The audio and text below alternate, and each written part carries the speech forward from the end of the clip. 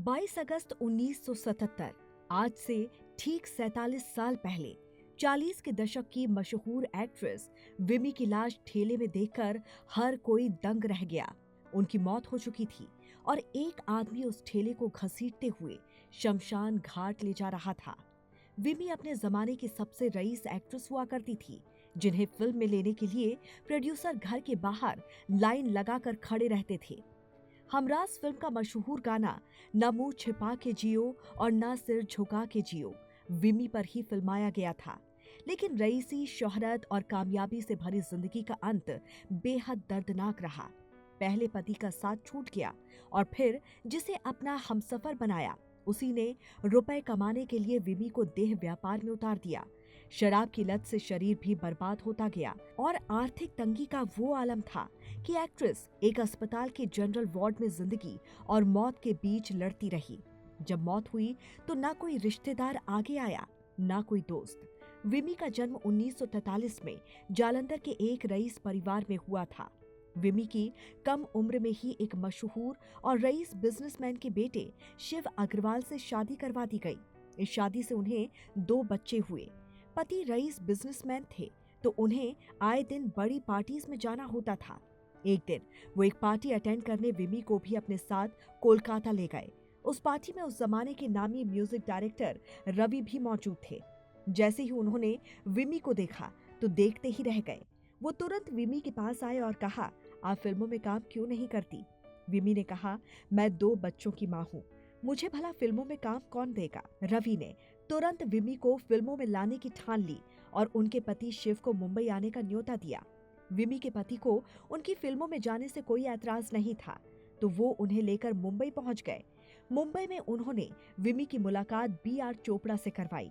B R. Chopra उन दिनों film Humraaz बनाने की तैयारी कर रहे थे। फिल्म में पहले ही सुनील दत्त, राजकुमार और मुमताज को कास्ट कर लिया गया था, लेकिन उसमें एक नए चेहरे की गुंजाइश थी। बी.आर. चोपड़ा ने विमी की खूबसूरती देखकर तुरंत उन्हें फिल्म में मीना का रोल दे दिया।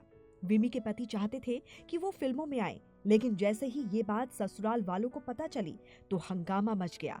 घर वालों ने साफ इनकार कर दिया कि घर की बहू फिल्मों में नाच गाना नहीं करेगी, लेकिन विमी के पति अड़ गए। तमाम कोशिशों के बावजूद जब घर वाले नहीं माने तो विमी के पति ने घर छोड़ने का फैसला कर लिया। परिवार वालों ने भी उन्हें जायदाद से बेदखल कर रिश्ता खत्म कर लिया। 1967 में रिलीज हुई फिल्म हमराज से विमी ने हिंदी सिनेमा में कदम रखा।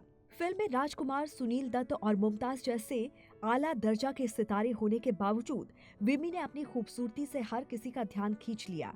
पहली ही फिल्म जबरदस्त हिट रही और इसके गाने भी लोगों की जुबान पर चढ़ गए। मशहूर गाना न मुंह छिपा के जियो और न सिर झुका के जियो विमी और सुनील दत्त पर फिल्माया गया था। तो वही फिल्म के दूसरे गाने नीले गगन के तले और तुम अगर साथ देने का वादा करो भी हिट रहे। पहली ही फिल्म में विमी को इस कदर प्यार मिला कि उस जमाने के बड़े बड़े डायरेक्टर्स भी उन्हें लेने के लिए घर के बाहर इंतजार किया करते थे। उस समय पति शिव ही उनके काम का हिसाब किताब रखते थे और उनके पर्सनल असिस्टेंट भी थे। जब शिव को घर से निकाल दिया गया था तो उनका खुद का अस्तित्व नहीं रहा, वो विमी के भरोसे हो गए। इधर विमी की फिल्में भी लगातार फ्लॉप होने लगी। उनकी फिल्म आबरू, पतंगा और वचन पूरी तरह से फ्लॉप साबित हुई। इस वजह से एक्ट्रेस के लिए बॉलीवुड में अवसर कम हो गए। उनकी विफलता निजी जीवन तक पहुंच गई। पति पहले से ही विमी के सहारे थे और विमी भी फिल्मों में अच्छा नहीं कर पा रही थी। उनके बुरे दिन की शुरुआत हो गई थी। इस दौरान विमी का शिव संग झगड़ा होने लगा और ये झगड़ा तलाक में बदल गया और दोनों अलग हो गए। इसी बीच वो जॉली नाम के एक प्रोड्यूसर के संपर्क में आई। जॉली ने उन्हें कहा कि वो उन्हें काम दिलवाएगा, जिसके सिलसिले में उनकी मुलाकातें बढ़ने लगी। साथ समय बिताते हुए दोनों एक दूसरे से प्यार करने लगे। कुछ समय बाद विमी ने पति का घर छोड़ दिया और जॉली के साथ रहने लगी। जॉली के साथ रहते रहते विमी शराबी बन गई। कुछ दिनों के बाद विमी ने पति से तलाक की मांग की।